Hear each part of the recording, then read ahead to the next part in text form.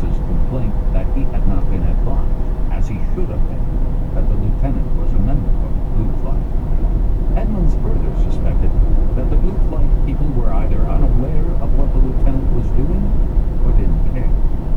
When he called Blue Flight to ask that the lieutenant be directed to report to him at his office in Class A uniform at 1300, they said that might be a little difficult, as the lieutenant was involved in a cross-country training flight in the Mohawk under simulated instrument conditions, and that he might be back at Cairns a little before noon, and then again he might not. No telling.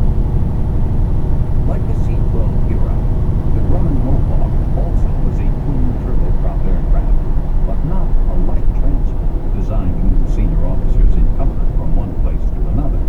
It was instead designed as an electronic surveillance aircraft, normally assigned to military intelligence units. The only people who cared were its two pilots. The military intelligence connection gave it a certain belong with Army aviators, as did the fact that it was the fastest airplane in the Indian. The pilots assigned to fly it were most often more experienced ones.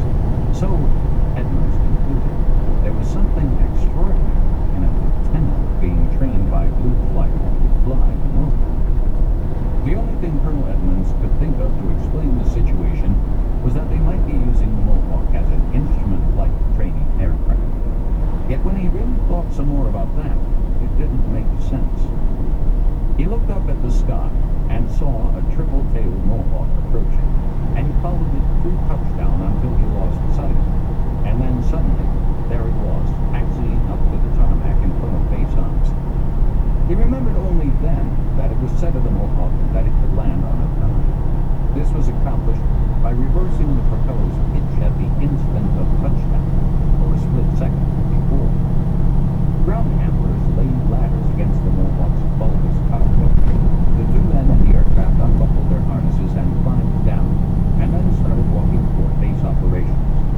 One of them was an older man, and the other, logically, the lieutenant Edmonds was looking for, was much younger. As they came closer, Colonel Edmonds had doubts that this was the officer he was looking for. He was a tall, fair-skinned,